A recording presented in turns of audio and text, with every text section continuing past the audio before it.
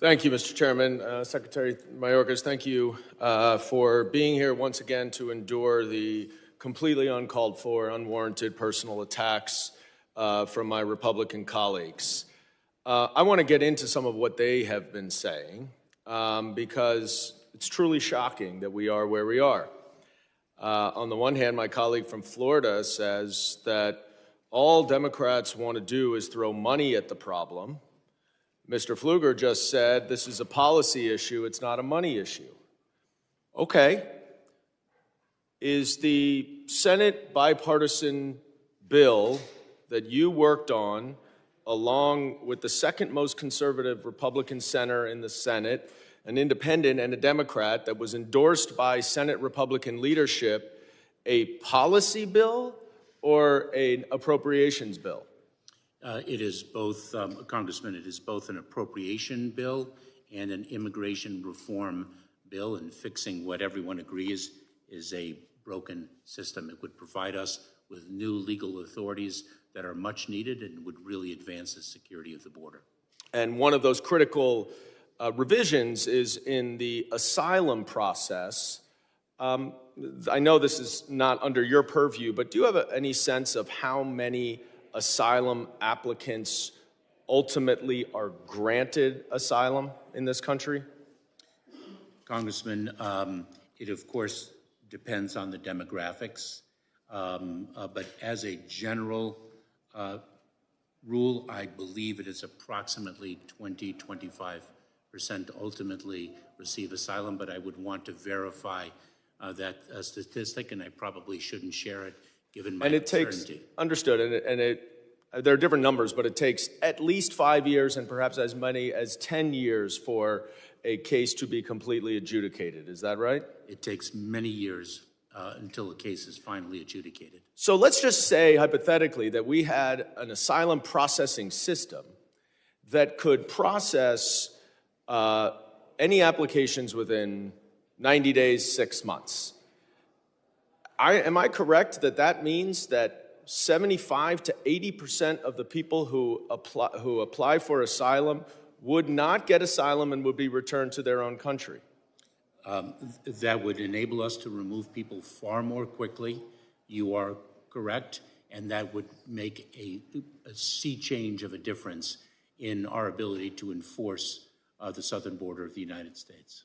And is it your view that if that were the case, that there would not be an incentive for anyone who knows that he or she may not qualify for asylum to come to this country knowing that that person would be able to make an application to get a work authorization and stay here for at least 5 years to work? Is that correct? That is, Congressman. And that, of course, creates a tremendous incentive for people to come across the border. The problem is not our credible fear standard. The problem is not the policy of asylum. The problem is that we don't have the resources to process asylum applications as expeditiously as is necessary. So no one over here is talking about throwing money at the problem. We're talking about solving the problem. And in the Senate, they tried to solve the problem. They tried not just with appropriations, but with a policy bill. Unfortunately, the Republicans have put politics over our border security. They want chaos in order to win an election rather than to solve the problems. You don't have to take my word for it.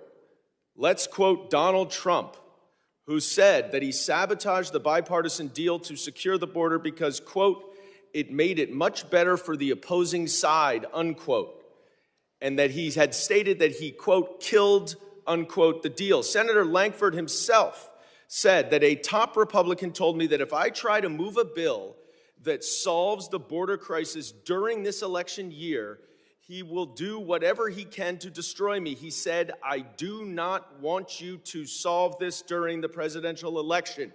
There was a policy bill. There was a policy change that would have significantly addressed the problems at the border. And instead, You all on the other side of the aisle sabotaged it, where you baselessly impeached the secretary who's trying to solve our problems at the southern border because you want to win it. You want to win in November. Gentleman's time has expired. Ms. Jackson Lee for her 5 minutes question.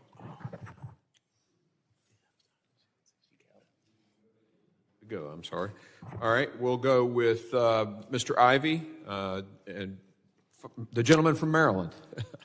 Thank you, Mr. Chairman. Fire away for 5 minutes. Appreciate it. Mr. Mayorkas, thank you for being here today and for the work that you do. I've been listening to my colleagues on the other side talk about treading on the Constitution and a scar on our nation's soul, but it seems to me that the impeachment proceeding that was moved forward out of this committee was the true scar on the Constitution and really did tread on the Constitution. It's interesting to me, if we go back, I want to say the fix was in almost before you got into the job. There was an article of impeachment filed in August of 2021. I'm not even sure you'd finished unpacking entirely yet, but there was already a movement to remove you from office. Then we had the chairman, as the ranking member mentioned earlier, speaking to a group of donors and talking about this is going to be fun, that referencing the impeachment of you, and get the popcorn. And that was almost a year ago. And then we came to the actual hearings that were held here. I think there were two. Now, I had a little experience dealing with impeachment proceedings in the House previously, back in the 80s when I worked on the Judiciary Committee staff. We didn't remove anybody from office with two hearings. In fact, we gave people due process. They had a chance to present evidence and the like. And it was taken in a much more serious manner than this was. And then I got to say, we heard another one of my colleagues sort of try to reconstitute what the standard is for impeachment. The language is pretty plain on its face. Treason, bribery, and other high crimes and misdemeanors. And there's been an effort to try and recalibrate that because there's no evidence of you committing treason, bribery, or other high crimes and misdemeanors. So they lowered the bar. I want to read something briefly from one of your predecessors, Mike Chertoff, who was the Homeland Security Secretary under the Bush administration. He said, in referencing this, the effort to impeach you, he wrote this back in January, I can say with confidence that for all the investigating the House Committee on Homeland Security has done, they have failed to put forth evidence that meets the bar. That is why Republicans aren't seeking to hold Mr. Mayorkas to the Constitution's high crimes and misdemeanors standard for impeachment. They make the unsupported argument that he is derelict in his duty. And then with respect to that issue, the issue of trying to get something done, instead of continuing on with the theatrics of impeachment, former Secretary Chertoff says, I don't agree with every policy decision the Biden administration has made. There are aspects of immigration strategy that are worthy of debate. But House Republicans are ducking difficult policy work and hard-fought compromise. Impeachment is a diversion from fixing our broken immigration laws and giving DHS the resources needed to secure the border. Here today, we've discussed the bipartisan Senate bill that while we were moving forward with the effort to try and put together an impeachment proceeding against you, at least my Republican colleagues, you were working in the Senate with Senator Lankford and others to try and put together an actual bipartisan bill to address the problems at the border. And that came forward. It was killed by House Republicans when former President Trump gave the word that he didn't want it to move forward. And we haven't had any work done on trying to find a bipartisan effort to address these concerns since that day. So we've got a lot of statements being made in here today about the problems at the border and the budgets and issues along those lines. And you've already addressed some of the budgetary issues. But I do want to say this. I think it's critical for the Senate. They're going to, after we're done with this, these theatrics will be over, and they'll march the articles of impeachment over to the Senate and ask the Senate to remove you from office after a trial. But I think the Senate's already made it clear that that's not going to happen, and it shouldn't. In fact, there shouldn't even be a trial over there because this is such an adulterated process here. And it's such a scar on the history of the Constitution. It's the first time in 150 plus years where there's been an effort to remove a cabinet member that's gone this far, and for good reason.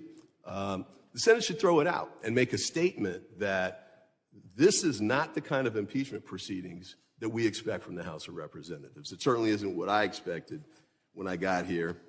I saw different when I worked here in the 80s. I saw how it was supposed to be done. This is not how it was supposed to be done. And I did want to conclude on this note. Just a couple of members on the House Republican caucus, I don't want to paint with too broad a brush, but Ken Buck of Colorado, this isn't just an impeachment. Gentleman's time has expired. Sorry, Mr. Ivey. I know the chairman has wanted to keep us on a tight schedule. Thank you, Mr. President.